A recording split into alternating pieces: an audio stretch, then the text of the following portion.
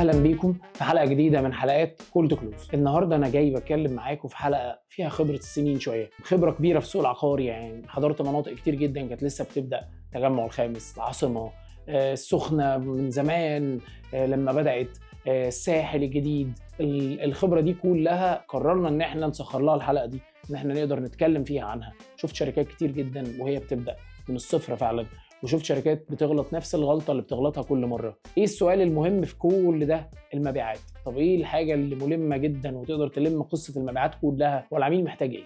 العميل فعلا محتاج يطمن للسيلز اللي بيكلمه. في اكتر من سيلز بيكلمه. ليه العميل هيقف عند سيلز معين؟ اللي هيطمن له، اللي فعلا هيحس ان هو بيساعده على قرار الشراء، مش مجرد انه عايز يبيع له. لا، بيبني جسر من الثقه بينه وبين العميل، وبالتالي بيقدر يساعده انه يشتري او ياخد القرار الصح. لان ناس كتير فاكره العميل جاي يشتري وحده. لا، العميل جاي بيشتري قرار سواء استثمار او قرار انه يغير مكان بيته او قرار استثمار لاولاده في المستقبل. فده مهم جدا السيلز يفهمه. لو سيلز قدر يشتغل على ده هيبقى الموضوع بعد كده اسهل. لكن احنا كل الناس او اغلبيه الناس بتشتغل على البيع، ان العميل جاي يشتري. لا، هو العميل جاي ياخد قرار مصيري بالنسبه له، فالموضوع ما بيبقاش بالسهوله اللي احنا متخيلينها. فده مهم جدا جدا ان لازم ابني الثقه دي بيني وبين العميل. طب الثقه دي هتتبني ازاي؟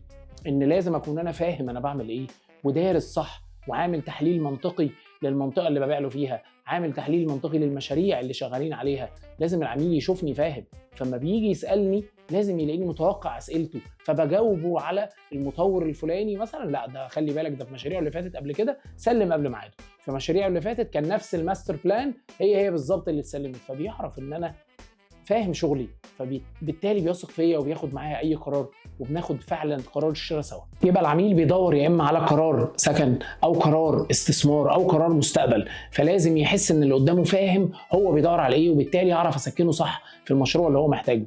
فلازم السيلز يكون فعلا فاهم ده، والسيلز يكون بيطور من نفسه دايما مع العملاء، ويعرف دايما مشاريع مختلفه، ويعرف مناطق مختلفه. ما ينفعش عميل يسالني على مشروع انا كسيلز ما اكونش عارف. لازم اكون عارف المشروع ده فين وبيتكلم عن ايه. ده مهم جدا، لان ده بيبني زي ما قلنا جسر من الثقه بيني وبين العميل. دي مهمه قوي قوي قوي اني اقدر اشتغل عليها.